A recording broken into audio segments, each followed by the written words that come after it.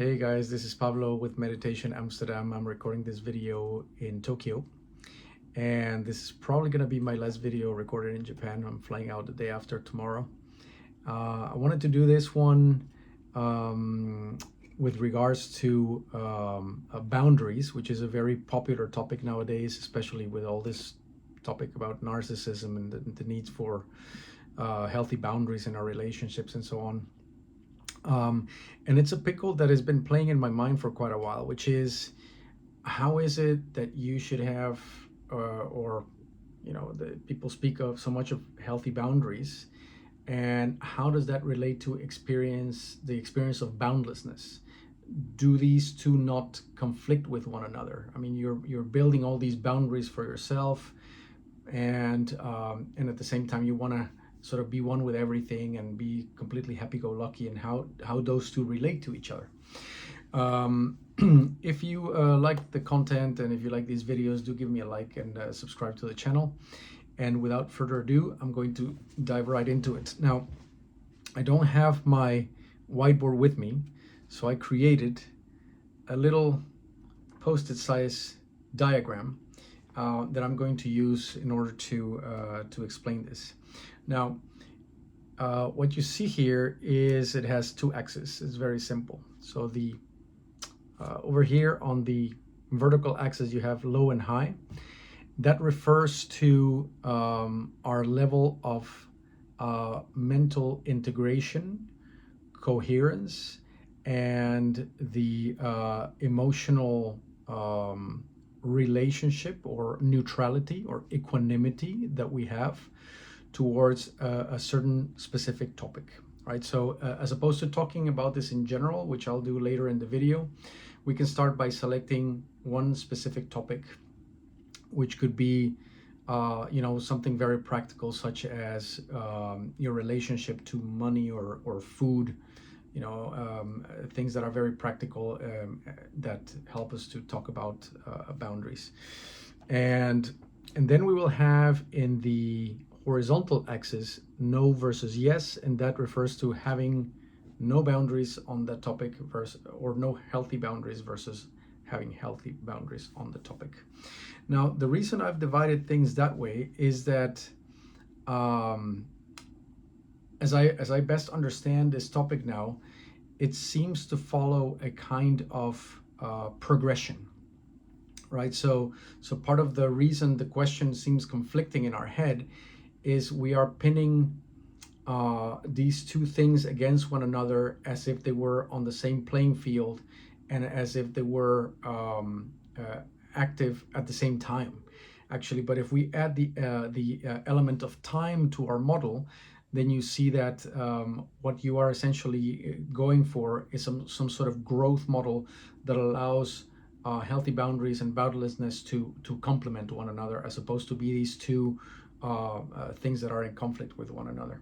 So let's take the example of someone who has problems with spending too much, right? So the relationship with money is not the healthiest one, and these spending habits lead to the person often being in debt, for example, having money worries, and that creates stress.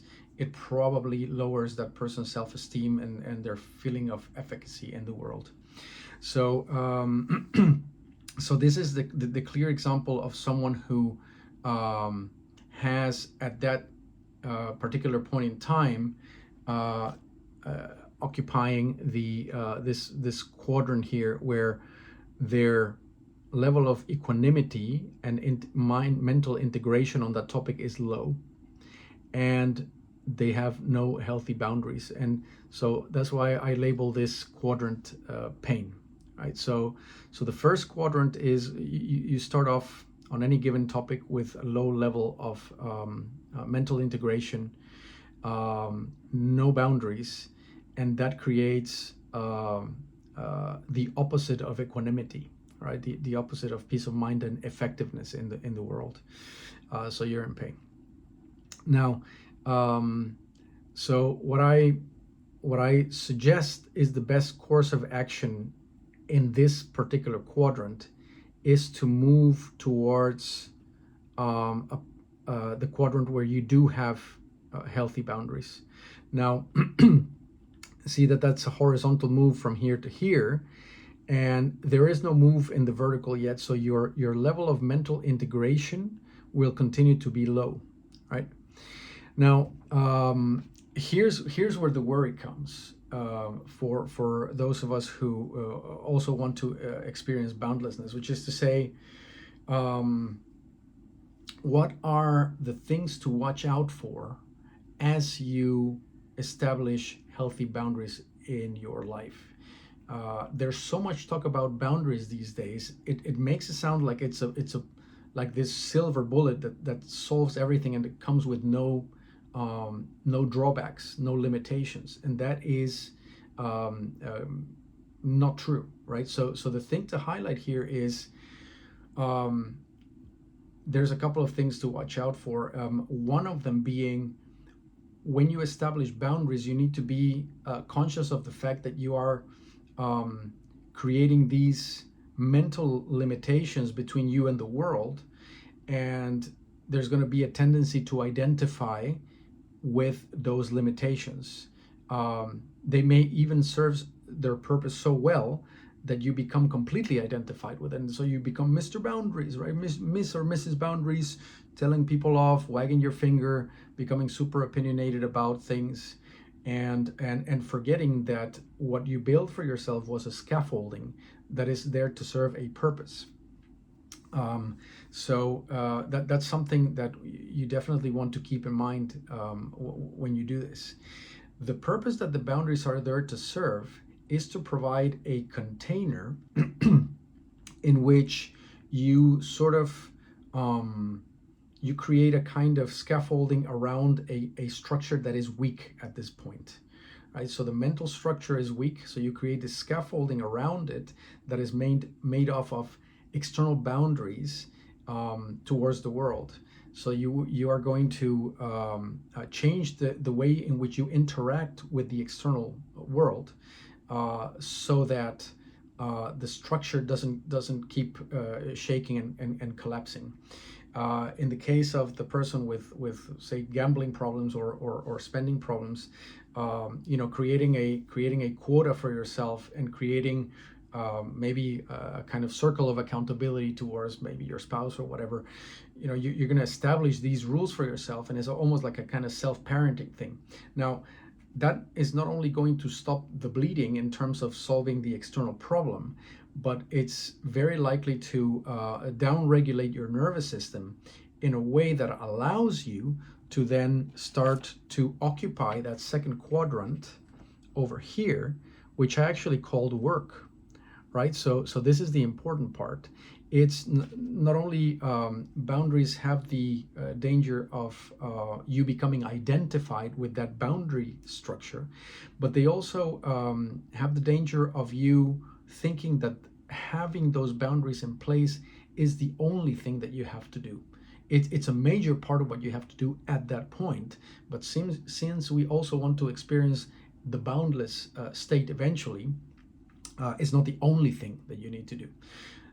Once the boundaries are in place and your externals start to fall into place in terms of, in this case, the financials, for example, your nervous system can downregulate, and your ability to go in and do integration work with emotions and trying to find out the triggers and the somatic and emotional triggers that made you spend and overspend in the first place can start to be dissolved. And that's equally important to putting the boundaries in place, right? So it's kind of a dual strategy. You have your externals, so your boundaries are set, and then you do the internal work to do the integration that is allowed by the peace of mind that comes with those boundaries. So that's why this thing is called work. Now, notice that I made this little arrow here into the third quadrant, which I'm going to talk about later. But before we do that, let's talk about what happens the more you do all the internal work on yourself. your emotional matrix, once the boundaries are in place, what tends to happen is that from here there is a move upwards into a higher level of mental and emotional integration that is starting to take place, right? So that's pretty much the main gist of this channel, is to say work on your internals, so that you're not just depending on external boundaries to be regulated, because then you're still pinging off of the external world and completely dependent on circumstance to keep your nervous system down regulated and have a holistic view of things. But if you work on the internals, then your base level of mental coherence starts to go up on a progressive basis. And there does come a point where you have such a high level of mental integration that your very next job is actually going to be to start to dissolve the need for those boundaries. Now, when I say dissolve, that doesn't mean that suddenly you start spending again. What I mean to say by that is that you are able to see through the scaffolding that you created for yourself, so that it doesn't become a prison, right? So a scaffold, once the structure is is solid, becomes very quickly something very awkward. There's something, there's something off about a building that wants to preserve the scaffold in place once its foundations are solid and the building is well built, right? So that's the danger that we spoke about in the first place, is if you become identified with the boundary structure, then the very boundaries that were something healthy to put in place for you to grow now become a hindrance for you. And again, it's not about whether you externally stop using the boundary and start suddenly overspending again, with our example. It has much more to do with how identified you are with as someone who has that boundary as a foundational part of their self structure, and whether you are able to recognize instances in which the boundary ought to be disregarded, right? So the classic example would be if you have anger issues and you solve everything with physical violence. Let's make it super overt, easy example. Now, first boundary you need is something around that, so you become suddenly a full-on pacifist. There comes a time when you ought to recognize that punching a person in the face is the appropriate thing to do. It is the adequate course of action. It may be very rare, but it does exist. So I'm not a pacifist for that very reason. So you want to advocate the adequate response to the circumstance, and you cannot do that if you have a boundary structure with which you've become identified. So there comes a point where you want to dissolve those boundaries. Now, here's where the pickle of the question started in the first place. Isn't it the case that having boundary isn't it the case that you simply want to move from pain to not caring about anything, right? And therefore solving all your problems. And that's that arrow here. And to my mind, that is not really a valid move, and it's what we would typically refer to as a spiritual bypass. It's pretending not to care, or thinking that if you have money problems, the answer is to not care about money, right? That would be the classic spiritual bypass move, to say like, well, I seem to be overspending, but all these books tell me that there is no self and I shouldn't care, and therefore I'm just not going to care. The problem with that is that this move is not, although it is available to you, you can live in a no boundary place. Your level of integration is is very low. Now that I think about it, the arrow is not going this way because this has boundary. The arrow is going to, like, you know, this place here of, like, just, you know, pretending that you have it all together, when in reality your externals are falling apart or are just not what they need to be. They're not wholesome, right? So it's actually to this place here. This place here is occupied when you are in high integration. I call it repeat, right? So once you've dissolved your boundaries or seen through the value of the boundary structure, you have the ability to use them or not use them. The boundary structure becomes much more pliable. Let's call it like that, and then you repeat that, right? So this is a cycle that you repeat, and perhaps you're going to repeat it with the same topic and go deeper into the reasons of why you were overspending or whatever. Or maybe there's going to be another area of your life, and then you're going to you can use that same structure here. And if we were to turn this you know, as this kind of thing, then your growth would follow this sort of upward spiral.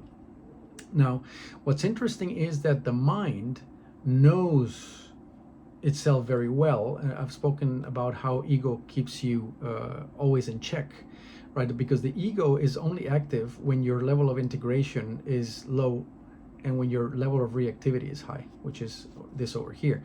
When you do this kind of work and you are here, the ego structures become very transparent. And the more you do this over different topics and areas of your life, then your level of mental coherence starts to become very high. And that's what in turn creates the experience of boundlessness, right? So the experience of boundlessness is something that is earned by showing your mind that you have this very high level of implicit trust, because you are very well self-regulated and you have a high level of integration. Those two typically go together, although there are people who are naturally more relaxed, in which case they can drop boundaries easily. There's people who are more neurotic by nature or have had experiences which require more work to be done for that down regulation and integration. This is another thought maybe for another video. If you are a more sensitive type of person, chances are you need a higher level of mental integration for your mind to trust itself and to interact equanimously with the environment, right? That would seem to make sense. I've never heard it mentioned that way, but it seems to make sense that way. So anyway, this is this is my current understanding of the relationship between boundaries and the boundless state. Is we use boundaries as scaffolds to create the right conditions for mental integration to take place.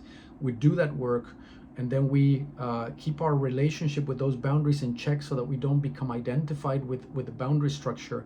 And the boundary structure renders itself redundant once the internal work has been done to eat away at the triggers, mainly somatic emotional triggers that we're generating unwholesome behaviors, that allows us to dissolve the boundary without reverting back to the problematic behaviors in the first place. And the more we do that kind of work, our mind becomes very highly integrated, which therefore leads to to more boundless states of consciousness. I hope all that makes sense, and stay tuned for more videos. If you haven't subscribed and liked, do so, and I hope to be back with more. Cheerio.